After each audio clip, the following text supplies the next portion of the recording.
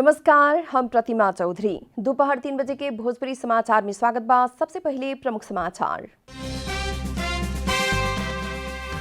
बागमती प्रदेश में रिक्त रहल राष्ट्रीय सभा सदस्य पद के निर्वाचन और आयल आज संझिया तक मतगणना होखे के जानकारी। नेकपा एमाले विवाद समाधान कार्यदल के बैठक बैठ रहल। बैठक संझिया 5 बजे सिंह दरबार में बैठी।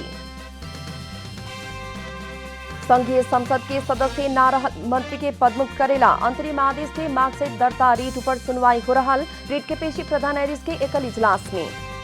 इजरायल और पैलेस्टाइन बीच जल्दी युद्ध विराम के समझौता हो सके के हमास के एक शीर्ष अधिकारी के कहनाम, लेकिन आक्रमण जारी रहे के इजरायल के कहनाम। पेरिस सेंट जर्मन पीएसजी जितला फ्रेंच कप के उपाधि। मोनाको पर 2-0 के जीत दर्ता।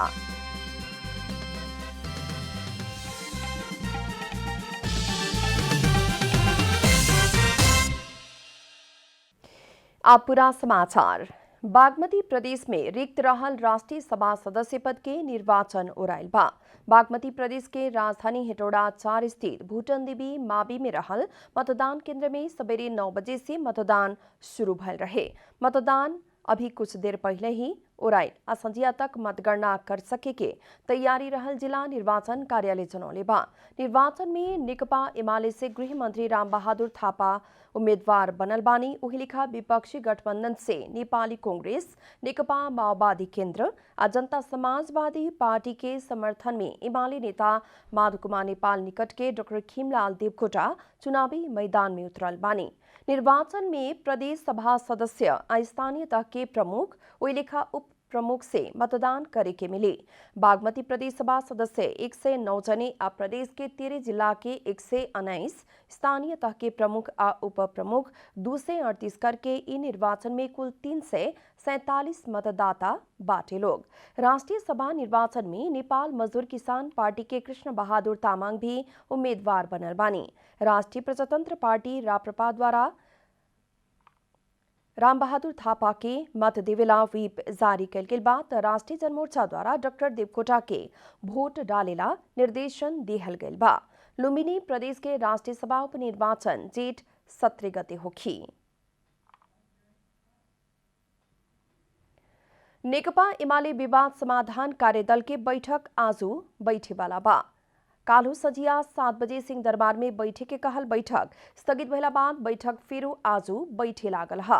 बैठक संझिया 5 बजे खातिर तय भइल। प्रधानमंत्री केपी शर्मा ओली के तरफ से कार्यदल के नेतृत्व लेहल सुभाष नेमवांग जानकारी दिले बानी। विवाद समाधान के सूत्र आगे करके आवेला 3 दिन के समय सीमा मिलल कार्यदल के मंगर के पहिलका बैठक बैठल रहे। बैठक द्वारा एक दूसरा के प्रति प्रहार रोकेला आह्वान करे के निर्णय कैला पर भी कार्यदल ठोस एजेंडा में प्रवेश नहीं कर सकल। प्रमुख प्रतिपक्षी दल नेपाली कांग्रेस द्वारा कोरोना संक्रमण से जनता के सुरक्षित रखेला तत्काल सब केहू के खोप लगावेला सुनिश्चित करे खातिर मांग कल गेल बा। नेपाली कांग्रेस के सभापति शेर बहादुर देउवा प्रधानमंत्री केपी शर्मा ओली के आजू सिंह दरबार में भेंट करके 15 मुद्दा के ध्यानाकर्षण पत्र बुझावत ऐसन मांग कैले बानी। कांग्रेस सभापति देउवा खोप खरीद लगायत में देखल गयल अनियमितता छानबीन करे खातिर भी मांग कैले बानी। कोरोना वायरस के संक्रमण नियंत्रण के संवेदनशील काम में कमीशन के चक्कर में ढीला सुस्ती आयल दुखद बात भइल सभापति देउवा बतौले बानी। अस्पताल सब में शैय्या से लेके ऑक्सीजन अभाव देखल गयल कारण तत्काल व्यवस्थापन मिलावेला भी कांग्रेस सरकार के ध्यानाकर्षण करौले बा। नाका सब में पीसीआर के अनिवार्य व्यवस्था करे खातिर निम्न आय भइल लोग के राहत उपलब्ध करावे खातिर भी कांग्रेस के मांग बाटे। सरकार के ध्यानाकर्षण करावे खातिर सभापति देउवा महामंत्री द्वय शशांक कोइराला, पूर्ण बहादुर खड्का, सह महामंत्री प्रकाश चरण महत, नेता रामचरण महत, प्रमुख सचेतक बालकृष्ण खांड लगायत के लोग सिंह दरबार पुगल रहने। संघीय संसद के सदस्य ना रहल व्यक्ति के दोसरका बार मंत्री में नियुक्त कयल गेल कहत पदमुक्त करे खातिर अंतरिम आदेश के मांग सहित दर्ता रीट पर आजू सुनवाई हो रहल बा। अधिवक्ता कपिल देव ढकाल आ विराज थापा द्वारा दायर कयल गेल दुनू रीट के पेशी प्रधान न्यायाधीश चोलेन्द्र शमशेर जबरा के एकल इजलास में तय कयल गेल बा। हाल गृह मंत्री राम बहादुर थापा, ऊर्जा मंत्री टोप बहादुर राय माझी, उद्योग मंत्री लेखराज भट्ट, शहरी विकास मंत्री प्रभु शाह, खानेपानी मंत्री मणि थापा, श्रम मंत्री गौरीशंकर चौधरी आ युवा तथा खेलकूद मंत्री दाबा लामा संघीय संसद के सदस्य नहीं खन। इससे पहले भी मंत्री के नियुक्ति गैरकानूनी भइल कहत रीट पड़ल रहे, लेकिन पहिल का निवेदन में राणा द्वारा मंत्री सबके बारे में अंतरिम आदेश ही मांग ना भइल कहत अस्वीकार कैले रहने। रीट निवेदन में अंतरिम आदेश मांग ना भइला से ओ बारे में विचार करे ना पड़ी कहवाला आदेश आयल के बिहान भेल अंतरिम आदेश मांग करते दूगो रीट निवेदन दर्ता भइल बा। संविधान के धारा 78 बमोजिम नियुक्त भइल मंत्री के नियुक्ति गैर संवैधानिक भइल दावी रीट निवेदक से कल गेल बाटे। संविधान बमोजिम धारा 78 मुताबिक संघीय संसद के सदस्य ना भइल व्यक्ति बेसी में 6 महीना मंत्री होखे के व्यवस्था बाटे। भोजपुरी समाचार में आप छोड़ विश्राम।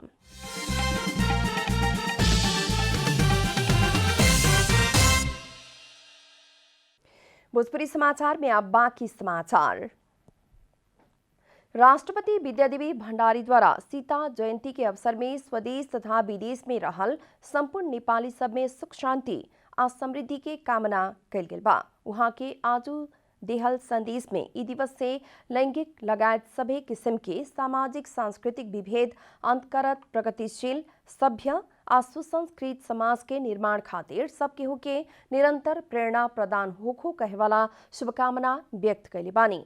धैर्य, संयम आ विवेक के प्रतिमूर्ति एवं आदर्श नारी के रूप में सदा चित्रण कैल गेल जनक नंदिनी तथा जगजननी के रूप में पूजा अर्चना कैल जाए वाला मातृशक्ति सीता नेपाल भूमि के पुत्री होखेल सब केहू खातिर गौरव के विषय भइल संदेश में उल्लेख कैल गेल बा। राष्ट्रपति द्वारा राष्ट्रीय विभूति माता सीता के जन्म पौराणिक आ धार्मिक विश्वास के धरोहर के रूप में रहल जनावल गेल बा। ऑक्सीजन सिलेंडर कालाबाजारी करे वाला 3 जने के नगद सहित महानगरीय प्रहरी परिसर ललितपुर से खटल प्रहरी टोली महालक्ष्मी स्थान से रंगे हाथ पकड़ ले बाटे। पकड़ाए वाला में नुआकोट बिदुर घर होके 7 दोबाटो रहे वाला रामकृष्ण घिमिरे, मकवानपुर हेटौड़ा घर होके लगन खेल रहे वाला नवराज खनाल आ धादिंग घर होके इमाडोल रहे वाला रामशरण अधिकारी बड़न सन। उ लोग के ऑक्सीजन गैस के कृत्रिम अभाव सृजना करके बेसी दाम में बेचल गोप्य सूचना के आधार में प्रहरी द्वारा पकड़ल गए रहे। 15,000 दाम पड़े वाला भरल सिलेंडर 41,000 में बेचे लागल अवस्था में उ लोग के पकड़ल गए है। उ लोग के कालाबाजारी असामाजिक अपराध ऐन 2032 अंतर्गत के कसूर में अनुसंधान हो रहल महानगरीय प्रहरी परिसर के प्रहरी उपरीक्षक प्रज्वल महाजन जानकारी दिले बानी। अब आर्थिक समाचार।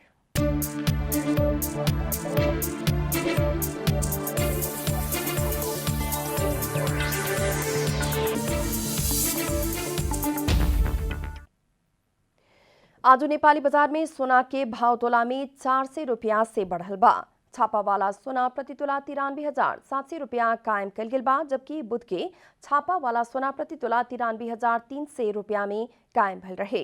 वही लेखा जो तेजाबी सोना प्रति तोला 93,200 रुपया कायम कल गेल बा। चांदी के भाव आज तोला में 10 रुपया से घटल बाटे। चांदी प्रति तोला 1,360 रुपया कायम भल बा। काल्हू चांदी प्रति तोला 1,370 रुपया कायम रहे। भोजपुरी समाचार में फिर छोट विश्राम।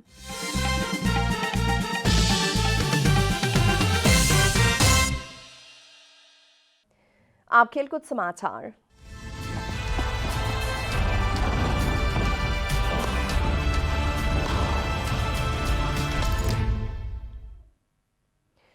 पेरिस सेंट जर्मेन पीएसजी द्वारा फ्रेंच कप फुटबॉल के उपाधि जीतल गई बा। कल रात भइल फाइनल खेल में मोनाको पर 2-0 के जीत निकालत पीएसजी पिछला 7 बरस में 6ठा बार उपाधि जीत ले बा। अभी मैदान में भइल खेल में पीएसजी खातिर 19वां मिनट में आई कार्डी आ 81वां मिनट में केलियन एम्बापे गोल कैलन। पहिल का गोल खातिर सहयोग कैल एम्बापे आपन गोल एंडल डी मारियो के सहयोग में कैलन हा। अंत में प्रमुख समाचार फिर एक बेर। बागमती प्रदेश में रिक्त रहल राष्ट्रीय सभा सदस्य पद के निर्वाचन ओराइल। आज संध्या तक मतगणना होखे के जानकारी। नेकपा एमाले विवाद समाधान कार्यदल के बैठक बैठ रहल। बैठक संध्या 5 बजे सिंह दरबार में बैठी। संघीय संसद के सदस्य ना रहल मंत्री के पदमुक्त करेला। अंतरिम आदेश के मांग से दर्ता रीट पर सुनवाई हो रहल। रीट के पेशी प्रधान न्यायाधीश के एकल इजलास में। इजराइल और पैलेस्टाइन बीच जल्दी युद्ध विराम की समझौता हो सके के हमास के एक शीर्ष अधिकारी के कहना, लेकिन आक्रमण जारी रहेगी इजराइल के दावी। अब पेरिस सेंट जर्मन पीएसजी जीतलक फ्रेंच कप के उपाधि। मोनाको पर 2-0 के जीत दर्ता।